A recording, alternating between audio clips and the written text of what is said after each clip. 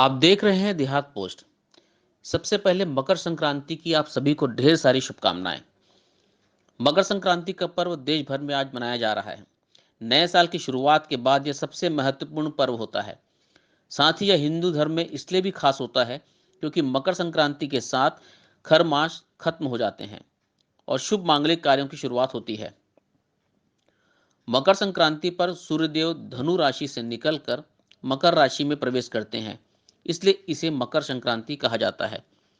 मकर संक्रांति को संक्रांति, पोंगल, माघी, उत्तरायण, उत्तरायणी और खिचड़ी पर्व आदि जैसे विभिन्न नामों से भी जाना जाता है।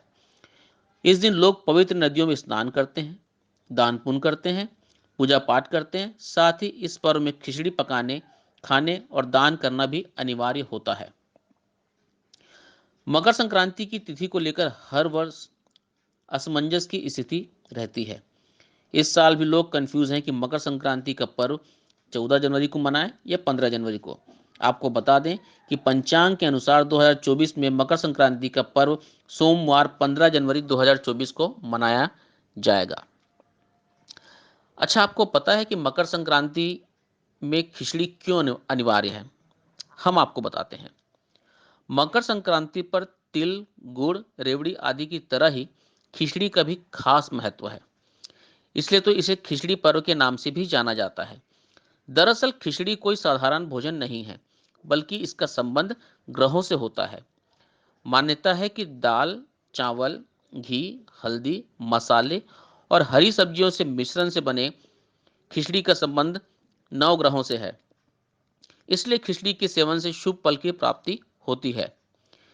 खिचड़ी के चावल का संबंध चंद्रमा से है, नमक का शुक्र से, हल्दी का गुरु से, हरी सब्जियों का बुध से और खिचड़ी के ताप का संबंध मंगल ग्रह से होता है।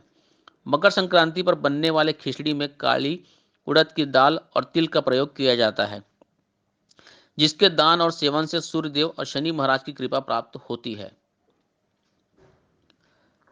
आइए अब आपको बताते हैं कि खिचड़ी परंपरा की शुरुआत कैसे हुई। मकर संक्रांति पर खिचड़ी खाने की परंपरा बहुत ही पुरानी है। मकर संक्रांति पर खिचड़ी खाने और दान करना बाबा गोरखनाथ और अलाउद्दीन खिलजी से जुड़ा हुआ है। कथा के अनुसार अलाउद्दीन खिलजी और उसकी सेना के विरुद्ध बाबा गोरखनाथ और उनके शिष्यों ने भी खूब संघर्ष किया। युद्ध के कारण योगी भोजन पकाकर खा नहीं पाते थे। इस कारण योगियों की शारीरिक शक्ति दिन ब दिन कमजोर होती जा रही थी।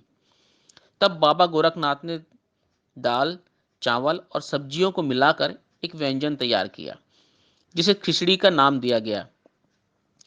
यह कम समय, सीमित सामग्री और कम मेहनत से बनकर तैयार हो जाने वाला व्यंजन था, जिसके सेवन से योगियों को शक्ति मिलती थी और वे शारीरिक रूप से ऊर्जावान रहते थे।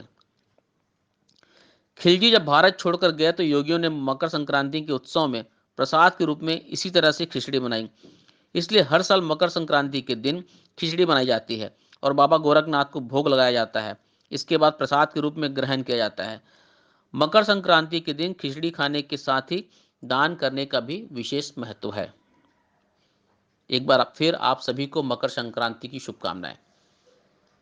आप देखते रहिए देहात पोस्ट और हमें सब्सक्राइब करना ना भूलें।